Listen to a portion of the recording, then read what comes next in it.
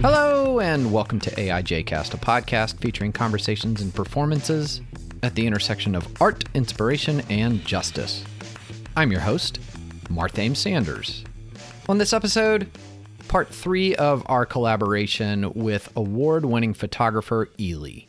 Eley and I left off part 2 having the general outlines of our collaboration in mind and knew that we needed to find a suitable model for our photography project.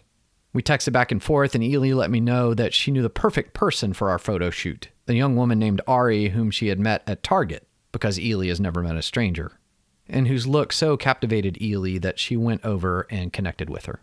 The three of us jumped on a Zoom to meet, talk through the project. To the second part of the podcast yet? Totally. I did, and I was going to ask for final clarification on what the concept was you all came to. It's called To the Moon and Back for a reason, because we went all the way there and then came back. We did. And to get a studio date on the calendar. The only thing that doesn't work for me is when I'm traveling.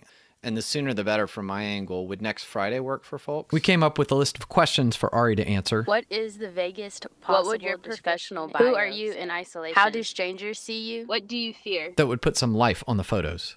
Once the date arrived, we met up at Eley's studio in Atlanta. The music was on.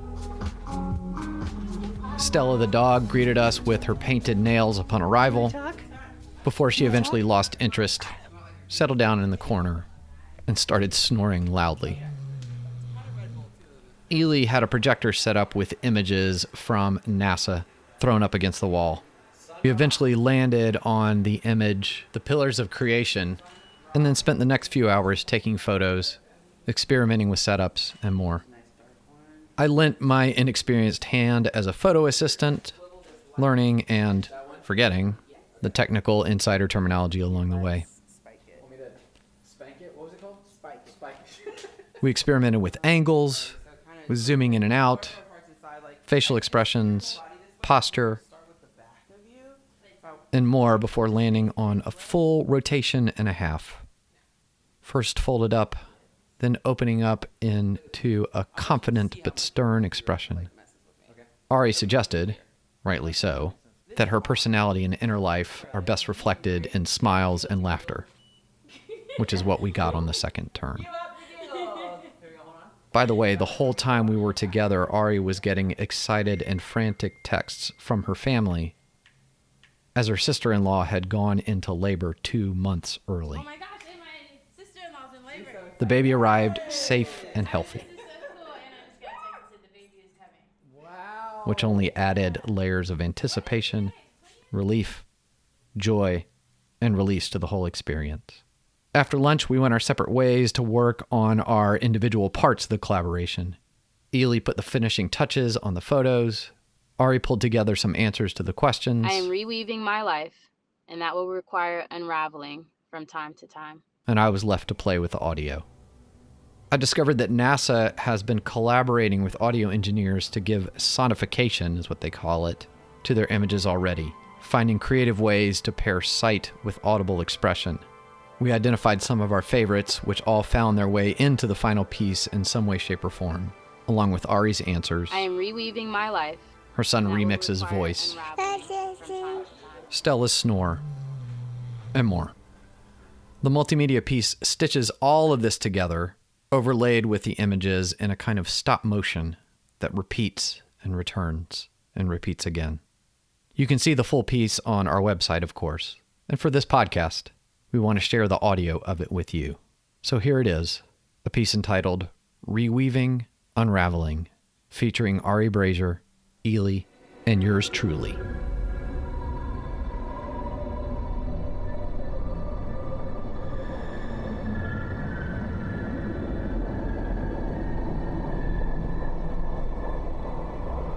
I'm a 28-year-old Black and Filipino woman with alopecia.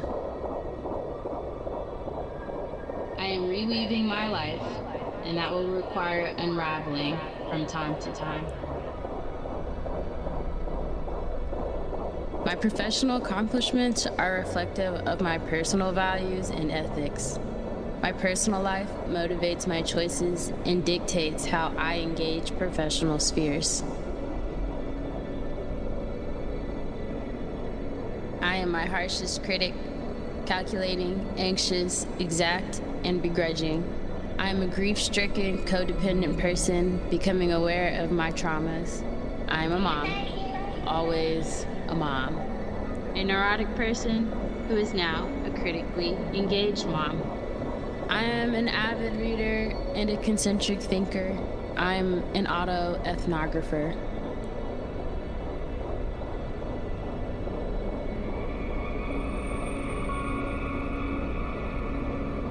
Most frequently, I am read as a bald, potentially ill, likely queer, racially ambiguous teenager. If my son is present with me alone, I am these things with mom tacked on the end of this list. Kel says, quote, Ari's superpower is that she's able to draw courage from her love for other people, end quote.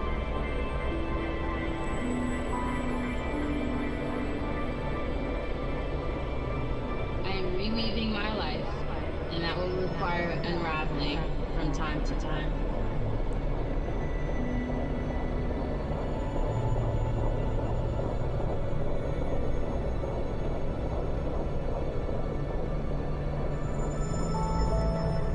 I know that my ambiguities can put people in a vulnerable position by rendering them keenly aware of their social biases, proximity to certain identities, and questions of their own. Accordingly, these vulnerabilities typically play out in two ways. The first, people cannot immediately assume how to interact with me safely. If someone does not know that I am Black, how racist can they be before accosted? If someone does not know my age, how paternalistic can they be? The second, people recognize the disarmament. No assumptions can be safely made. Fronting then feels impossible. Our vulnerabilities and idiosyncrasies can connect and create a vibe.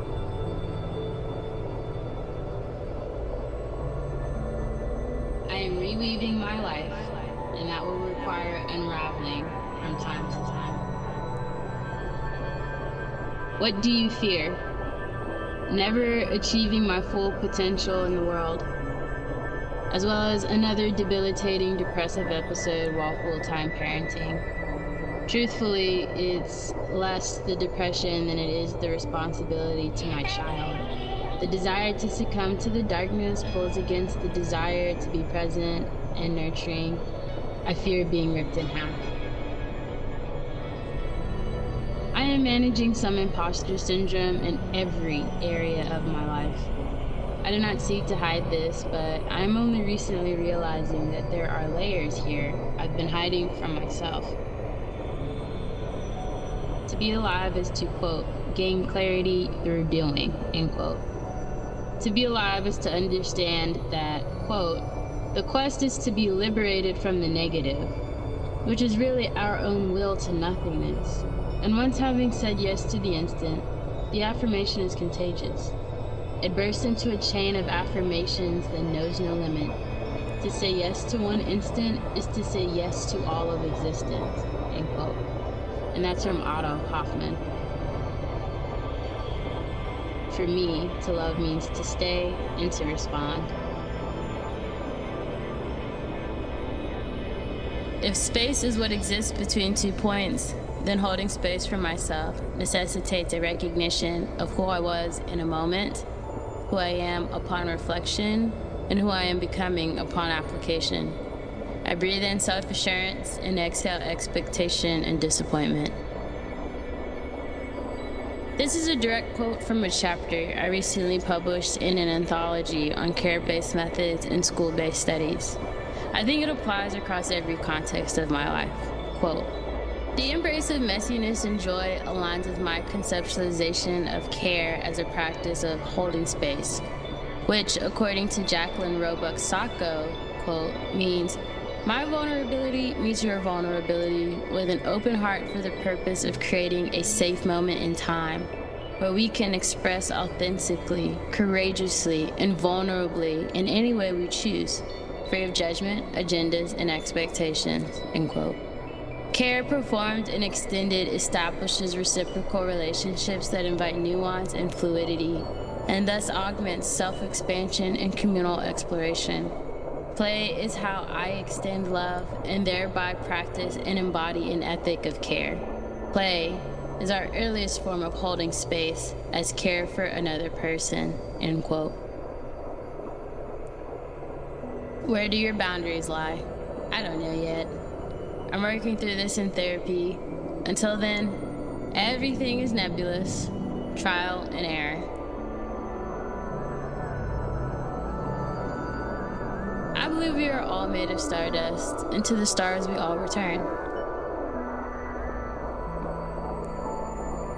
One of my 10 daily self-written affirmations reads, I know and believe that things are working in my favor. I am a central part of the bigger picture. I am reweaving my life, and that will require unraveling from time to time. Ariana Denise Brazier, PhD, is a Black queer feminist and smiley, sad mom girl. She is a play-driven community organizer and educator who is motivated to raise a joyous, free Black child. Ari received her doctoral degree in English, Critical, and Cultural Studies from the University of Pittsburgh in April 2021. Ari has been described by the people she loves as Southern, explosive, abstract, intricate, and awkward. As a researcher, Ari's work is centered on Black children and families living in poverty in the Southeast United States. She documents how Black child play functions as a grassroots method of community-based storytelling, teaching, and organizing. Motherhood continues to be a kaleidoscopic experience. All the while, her son Remix is the most evolutionary joy she has ever known.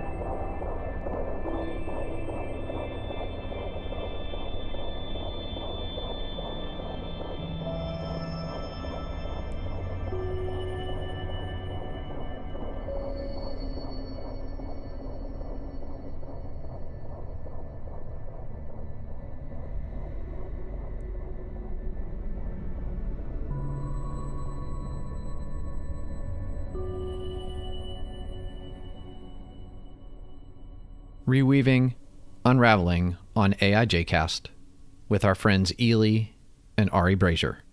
You can find the whole piece on our website at aijcast.com. You can connect with Eley at eleyphoto.com, that's ELEY photo.com, and with Ari on Twitter and Instagram, where her handle is baldbeauty22. Other credits for this episode include the amazing archives of NASA and the sonification of their images, which is done by System Sounds, M. Russo, and A. Santagita. On our next episode, wrapping up with Eley as we reflect back on our process of co-creation. AIJcast is made possible through the support of listeners like you. We can only do this work because of that support. So do take a moment. We invite you, and we say please, go to our website, aijcast.com, and click on that tiny little link that says support. You can become a sustaining member over on Patreon at patreon.com/AIJcast. And we love to hang out with you in social media land. We are there on a multitude of platforms where our handle is AIJcast. Our theme music comes courtesy of our house band Marthame. And we are engineered, mixed, and produced by the somewhat aromatic Al Mudif, who is thrilled, absolutely thrilled with the work he does for AIJcast. And I'm your host, Marthame Sanders, encouraging you to create some beauty of your own. And remember that the world isn't truly beautiful until it's beautiful for all. Until next time, I hope you'll paint your own canvas with justice and peace.